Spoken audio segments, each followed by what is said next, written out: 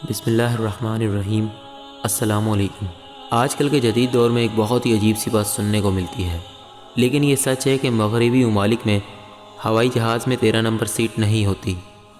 یہاں پر 12 کے بعد 14 نمبر سیٹ لگا دی جاتی ہے، جس کی وجہ انتہائی عجیب و غریب بتائی جاتی ہے۔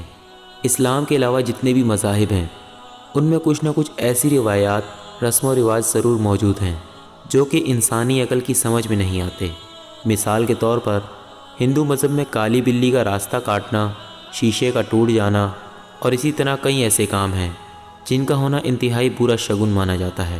ان کا یہ ماننا ہے کہ اگر یہ کام انسان کی زندگی میں ہوں تو وہ بہت بڑے طوفان اور پریشانی کا اندیہ ہوتا ہے۔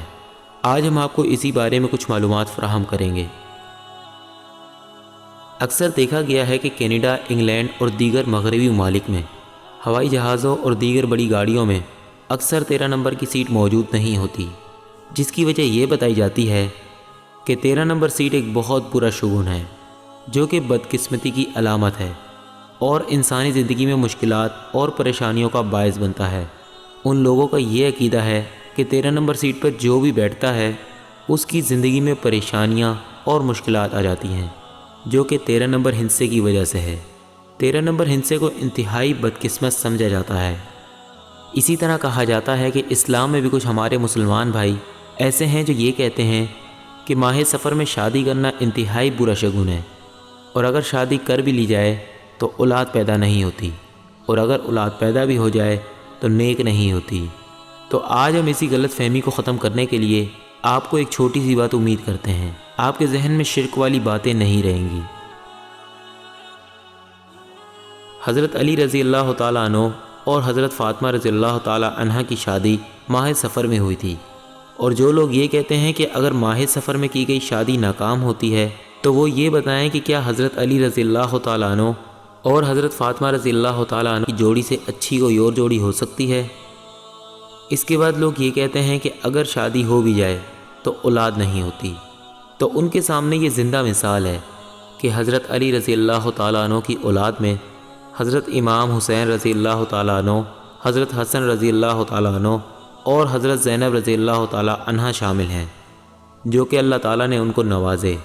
اس کے بعد اگر یہ بات کی جائے کہ اولاد ہو بھی جائے تو نیک نہیں ہوتی، تو وہ لوگ یہ بتائیں کہ کیا حضرت امام حسین اور حضرت امام حسن رضی اللہ تعالیٰ عنہ سے نیک اولاد کوئی اور ہو سکتی ہے، یا پھر حضرت زینب رضی اللہ تعالیٰ عنہ سے زیادہ پردے دار اور شرم و حیا والی اور کوئی عورت ہو سکتی ہے؟ یقیناً یہ سب سے بہتر اولاد تھی اور سب سے زیادہ نیک اولاد تھی۔ لہٰذا یہ غلط مفروضہ ہے کہ ماہ سفر میں کی جانے والی شادیاں ناکام ہوتی ہیں اور ان سے اولاد نہیں ہوتی۔ یہ بات صرف ہمارے ذہن کا فطور ہے۔ اگر ہم اللہ پر توکل ہی نہیں رکھتے، ہمیں اس بات کا یقین ہی نہیں کہ ہر چیز اللہ تعالیٰ کی قدرت میں ہے اور اللہ کی مرضی کے بغیر کچھ بھی نہیں ہو سکتا، تو یہ چیزیں ہمارے ذہن میں آئی ہی نہیں۔ دنیا میں کوئی چیز بھی غلط نہیں ہے، کسی چیز کا قسمت پر اثر نہیں ہو سکتا، کوئی بھی ہنسا برا شگن نہیں ہے، کوئی مہینہ برا شگن نہیں ہے۔ اسی طرح کانچ کا ٹوٹنا آپ کی قسمت نہیں بدل سکتا، یہ صرف اللہ تعالیٰ پر توکل ہے، جو کہ آپ کی قسمت کو نہ تو پہلے سے اچھا کر سکتا ہے نہ تو برا کر سکتا ہے۔ لیکن اگر آپ اللہ تعالیٰ پر توکل ہی نہیں رکھتے تو پھر آپ کی زندگی میں مشکلات اور پریشانیاں آتی رہیں گی۔ اگر آپ کو ہماری یہ باتیں، ہماری یہ کاوش اچھی لگی ہے تو باقی دوستوں کے ساتھ بھی اس کو شیئر کریں تاکہ اس غلط فہمی سے چھٹکارا حاصل کر پائیں۔ جزاک اللہ۔